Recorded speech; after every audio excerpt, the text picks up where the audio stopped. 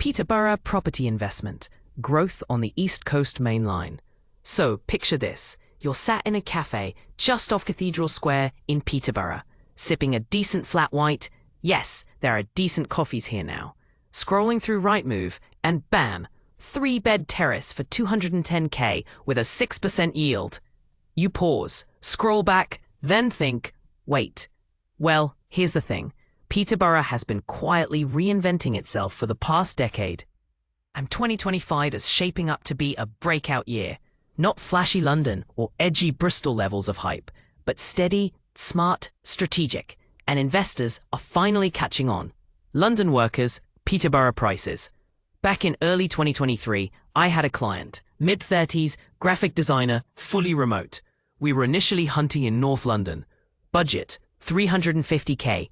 You can guess how that went. Spoiler, 1 bed above a vape shop in Enfield. Then someone whispered Peterborough in his ear. And within weeks, he was commuting into King's Cross in under 50 minutes. Mortgage approved on a modern 2-bed for 240k. Plus a small garden and parking. His words, not mine. It's the smartest move I've made. That story? Not rare anymore. Regeneration? You bet. You know when you hear the word regeneration and think, oh great, another mural in a Greg's refit. Not here. Peterborough's gone full throttle. 600 million in public-private investment.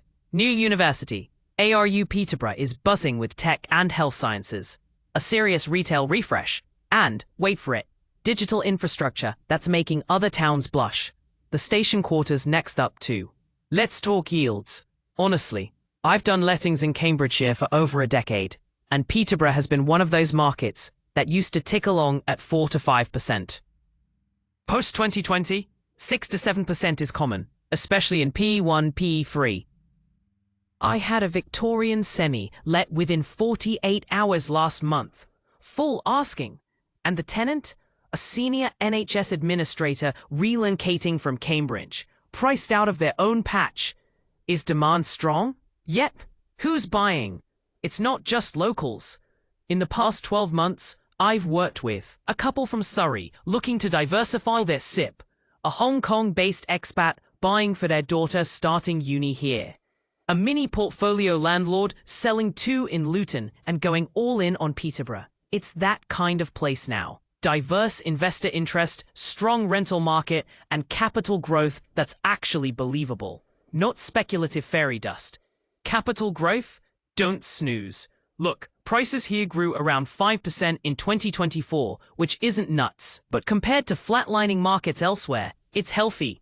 More importantly, it's sustainable. We're not in a bubble. We're in a transition. And the big shift? Owner-occupier demand is rising. That 3-bed terrace from earlier? Last sold in 2019 for 165k. So yeah, do the maths.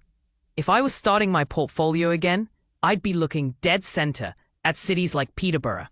Good infrastructure, strong rental returns, low entry costs, and, crucially, real room to grow.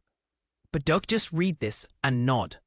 Go there, walk around, see the energy. You'll feel it. And if someone had told me this 10 years ago, I'd have laughed.